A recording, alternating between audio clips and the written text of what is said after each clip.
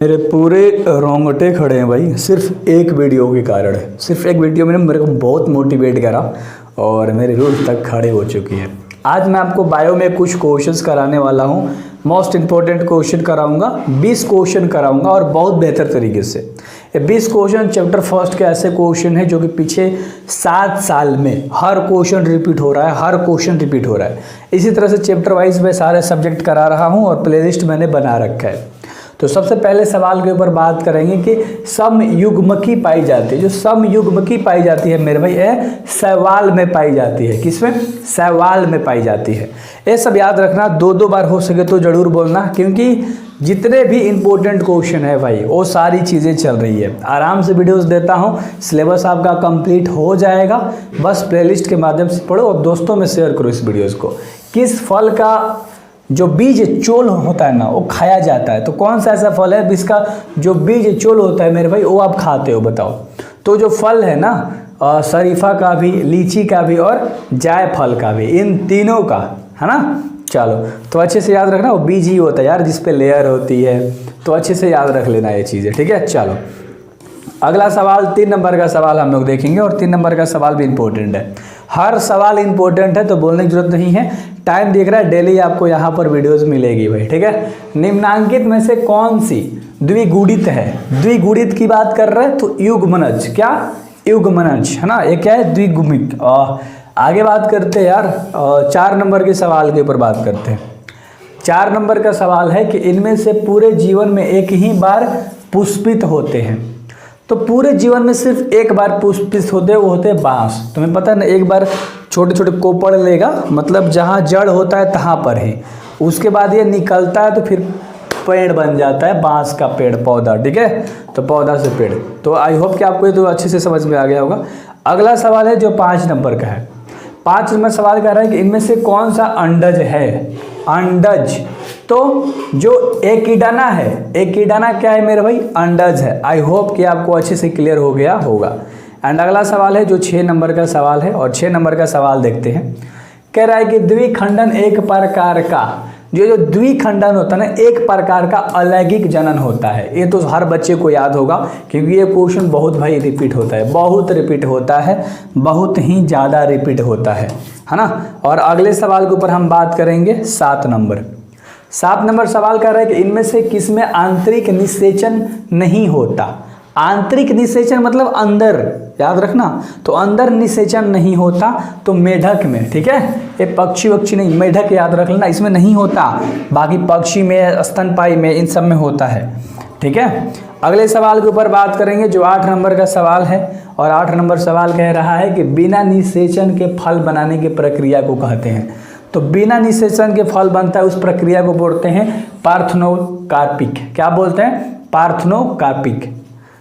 याद रखना भाई, इंपॉर्टेंट क्वेश्चन है, पहले बता रहा हूँ, वीडियो को पूरा देख लेना, थोड़ा सा पीछे जाना। 20 वही क्वेश्चन है, ज़्यादा समय नहीं लगेगा आपका, ठीक है। तो जितने भी होंगे सारे क्वेश्चंस आपको मिलेंगे बेहतर तरीके से।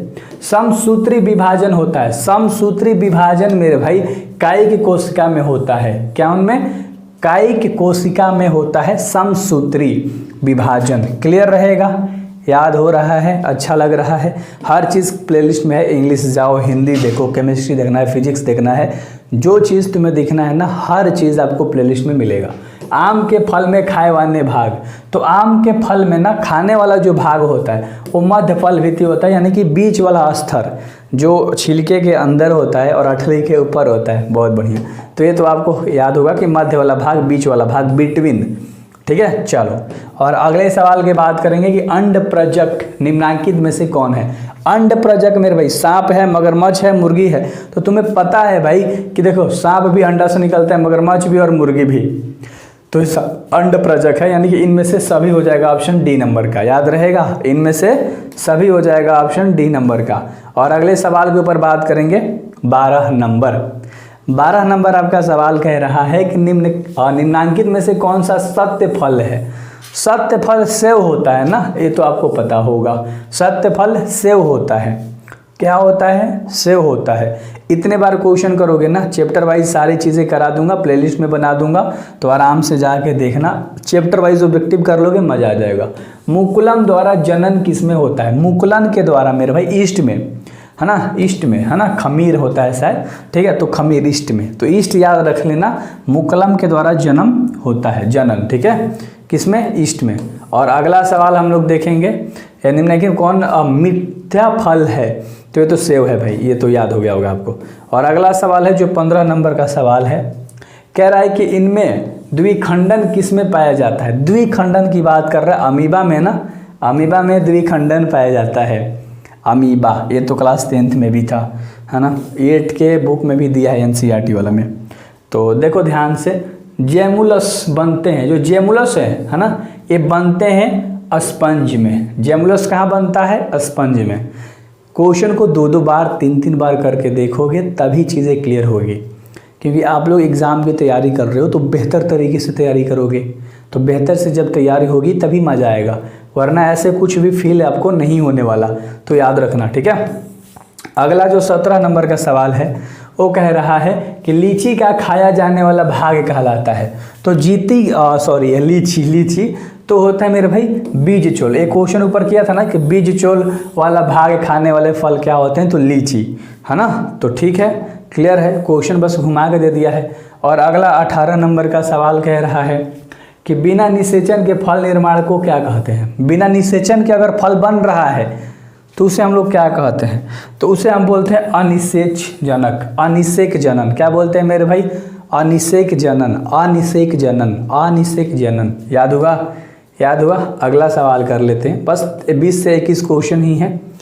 19 नंबर सवाल कह रहा है कि पुदीन, जिसको इंग्लिश में मिंट बोलते हैं, है ना, कायिक प्रवर्धन करता है, तो ये अंतर्भूस्तरी, जिसको हम बोलते हैं शक्कर, क्या बोलते हैं, शक्कर बोलते हैं। तो याद रखना, पुदीन कायिक प्रवर्धक करता है अंतर्भूस्तरी को, भूरस्तरी को याद रख लेना, है ना, तो यहाँ पर नाम भुला सकते हो।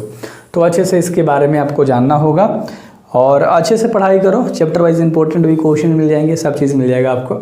रात में खिलने वाले पुष्प साधारणतः, तो जो रात में खिलते हैं ना, वो जो पुष्प होते हैं वो छोटे होते हैं, है ना, साधारण तौर पे छोटे छोटे पुष्प जो होते हैं वो रात में खिलते हैं, ठीक है, तो अच्छे से याद रखना। और लास्ट क्वेश्चन करा देता हूँ कि उभयलिंगी प्राणी है, उभयलिंगी प्राणी कौन सा है भाई। देखो इसमें बताता हूँ, केंचुआ उभयलिंगी है, केंचुआ, मुर्गी सांप नहीं, केंचुआ। VVI भाई करा रहा हूँ, तो आपका फ़र्ज बनता है सिर्फ जुड़े रहो और आराम से मैं जैसे जैसे वीडियोस लेकर आऊँगा आराम से देखो, मज़ा आएगा और एग्ज़ाम में लड़ेगा तुम्हारा ऑब्जेक्टिव, बस इतना याद रखना दिमाग में, लड़ेगा तो भाई सब लड़ेगा। सो बेस्ट ऑफ लक, लाड़ लो, मचा सकते हो।